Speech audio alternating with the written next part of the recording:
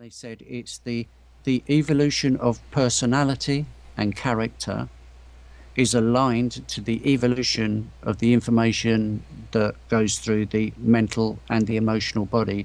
So as we expand our awareness and our appreciation of what goes and what reacts and what is emitted and what's received through the mental and the emotional bodies, we evolve personality and character. Revolution Radio proudly presents, live from the heart of the Blue Ridge, Roanoke, Virginia. It's the Just Bernard Show with host Bernard Alvarez. Join Bernard as he shares topics that reveal the real matrix and empower your human experience, including world liberty, the esoteric, suppressed technologies, spiritual ascension, and human consciousness.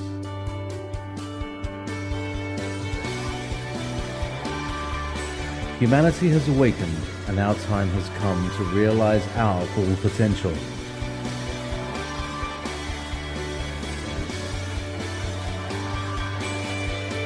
And now, live from the Star City, your host, Bernard Alvarez. Let me tell you about my friend Chris Jones.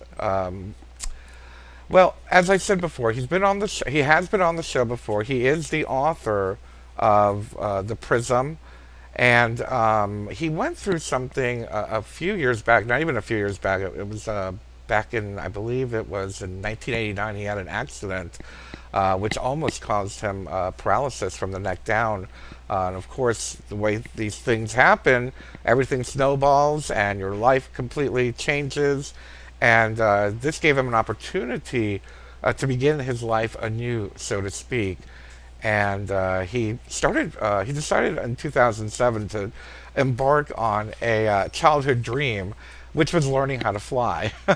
I love that. I would love to learn how to fly myself.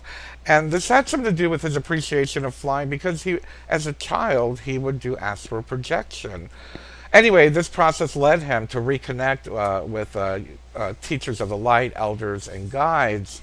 And out of that came out, all this information was given to him, and he put it down into this wonderful book, The Prism. So without further ado, let me welcome our friend Chris Jones, who is joining us live from the UK. Hi, Chris. How are you? Hi, Bernard. Hi, Trevor. And hi to all the viewers and listeners around the country and around the world. Hi. And we're so glad to have you here. So what part of the UK are you in? It's the Essex, Hertfordshire borders.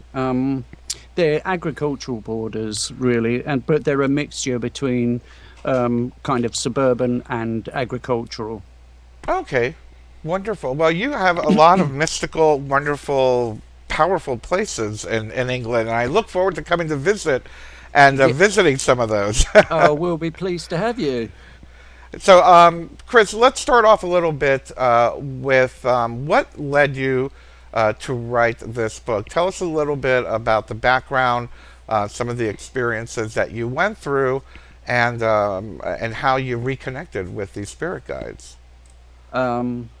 I really wanted to collect all of the notes that I'd made over the years, and it turned into something that then could become a book.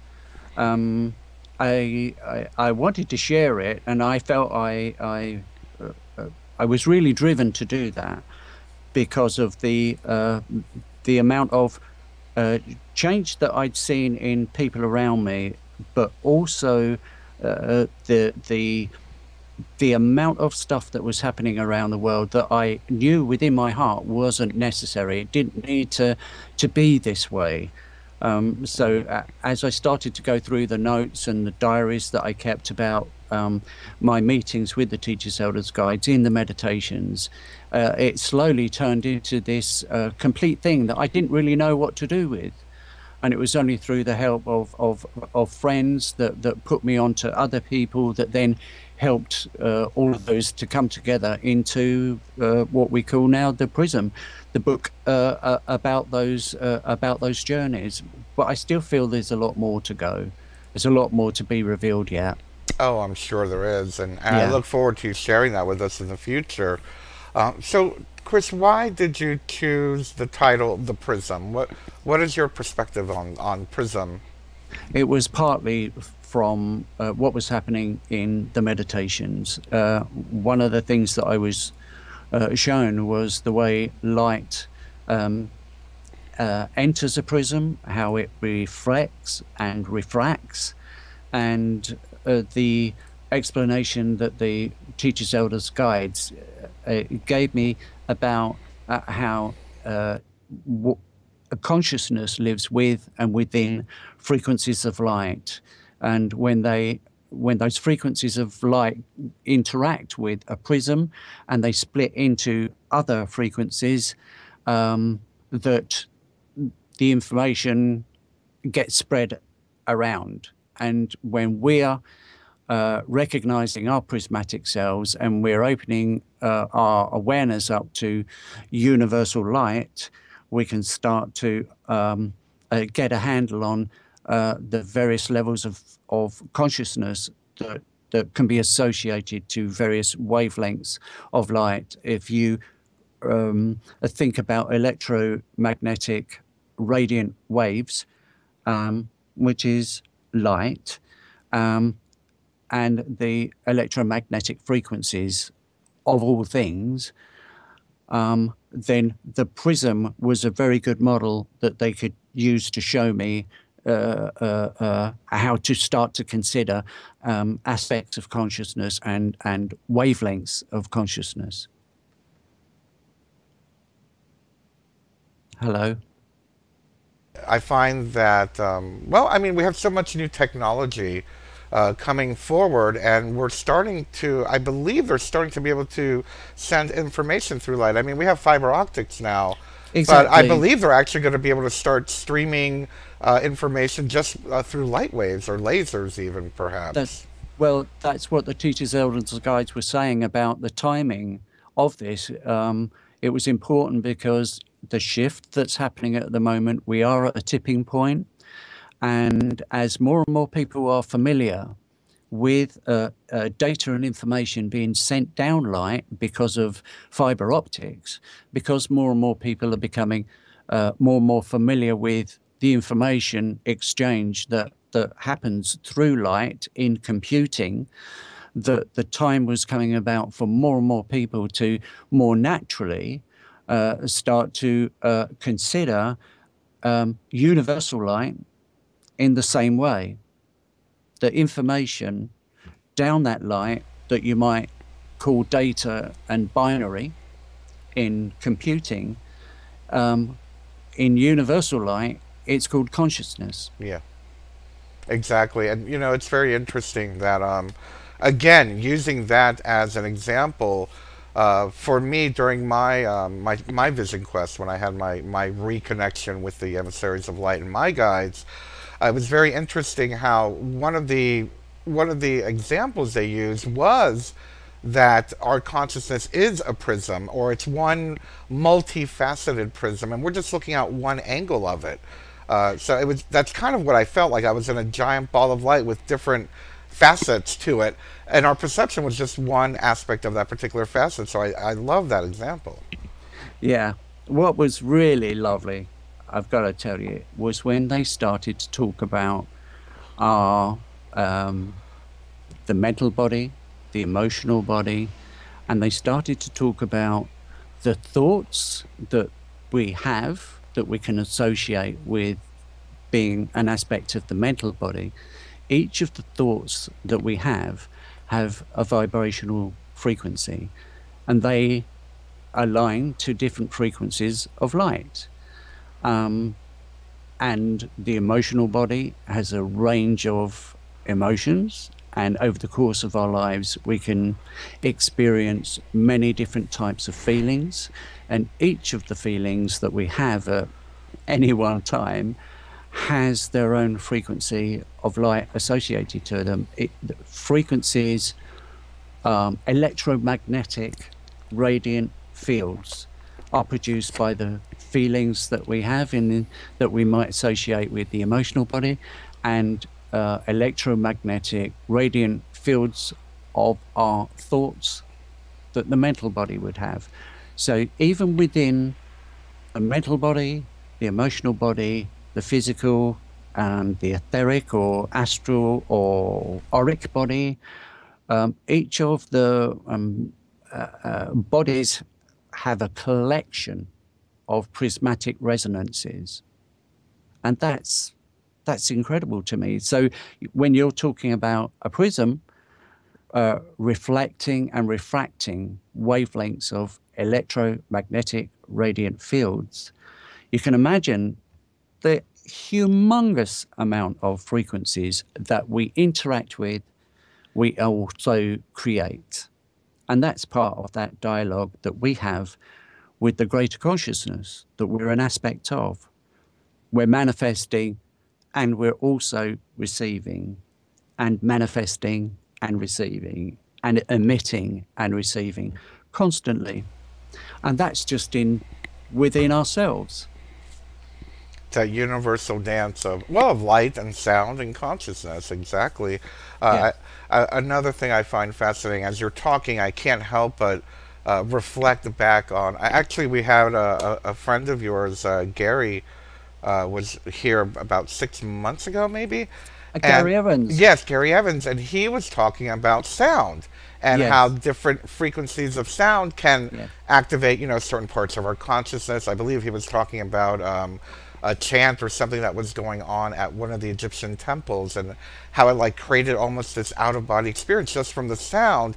And it's I love how we can incorporate exactly what you're saying between sound frequencies and light frequencies having determined effects on our consciousness. Yes. And the Teachers, Elders, Guides talked about that as well. They said sound to light is an aspect of the prismatic mechanism. And I can't help but wonder if anybody's done any like scientific research of incorporating the sound and light, or at least trying to create a version of the sound and light. I mean, we see it with like the work of Dr. Emoto, at least as far as it manifesting Yes. within water and in Yes. crystal. But it's just so fascinating because the light spectrum that we think we see, that we're seeing, and the in-between levels of light that we're not seeing, how that creates our reality on a scientific level and biological level. So imagine the repercussions this would have with consciousness. Gosh, yes, you're right. And I think what's also interesting is that narrow band that we class as the visible spectrum, and then down one end you might go into the infrared, and then you might go all the way down to the radio. But the Teachers, Elders, and Guides were saying there are many, many frequencies beyond that that we certainly here on the planet at the moment haven't even got a name for. And then they said at the other end, beyond ultraviolet and gamma, there are even more frequencies that, yet again, we here on the planet haven't even got a name for, but they're all frequencies that exist, and they're frequencies of non-visible light in as far as we're concerned, because our eyes just can't deal with that. We can only deal with this very narrow spectrum. But yet there's parts of our prismatic mechanism that even if we don't see it with our eyes, there's part of our prismatic mechanism that will still interact with it and still have a relationship with those other fields that we haven't even got names for, and they all contain consciousness. So you can see the various levels of consciousness that exist and the various levels of electromagnetic radiant fields that exist. And for us to start to get our heads around that whole concept, the time at the moment, with more people becoming familiar with the basics of data and information down fiber optic cable, is a start for us. Wow. And again, you're just opening up my mind to so many thoughts and ideas and memories of my understanding of light and consciousness. And it just brings back to me, again, during one of my shamanic vision quests, that my guides wanted me to be in complete darkness in order to see light, which I found very interesting. And as I made my area darker, I started being able to see different, whether it be colors or whether actually that's how the light beings came to me physically, was in complete darkness in order for me to see that. So again, just a recollection.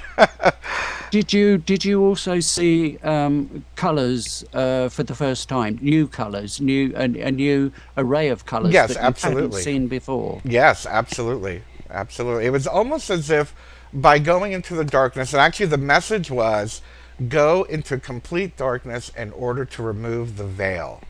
And for me, the veil was, perceptive, Yeah. conscious light, or not conscious light, perspective of light that we see in daily waking consciousness. Yeah, I can relate to that. The experiences that I had with the teachers, elders, and guides, and they talked about the presumptions that I was making and the assumptions that I was making, and they said the more and more I let go of my presumptions and let go of my assumptions, the more open I was for the the frequencies of light that were moving through my emotional body and my mental body would change, and they would alter, they would shift.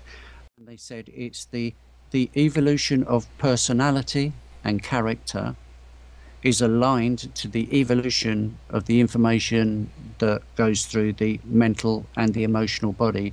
So as we expand our awareness and our appreciation of what goes and what reacts and what is emitted and what's received through the mental and the emotional bodies, we evolve personality and character. So certainly when a physical body is finished with here and it moves on to the next plane, personality and character can continue to evolve. And therefore identity and sovereignty and progression of that individual spark of Right, life, right. That facet of the prism. and facet of the prism, and the greater prismatic aspect of consciousness that runs through all things. I can't help but remember or think about these well, for lack of a better term, like Star Trek and Star Wars, the sci-fi, and we talk about traveling in the speed of light, and how I believe that there was one episode or something where you saw them researching being able to travel through a light beam to get there faster or something to that effect. I forgot what show it was, Uh-huh. but I can't help but feel that on a let's say an astral and or etheric level, that we could project our consciousness using the same mechanism in some form or another. Do you know what, they touched on that ever so quickly, and I just wanted to know more, and that was the speed of thought. The speed of thought through light. Now, light speed has got a particular speed, and we're told that that's it. At full light speed, that's it. But the speed of thought travels at much greater speed.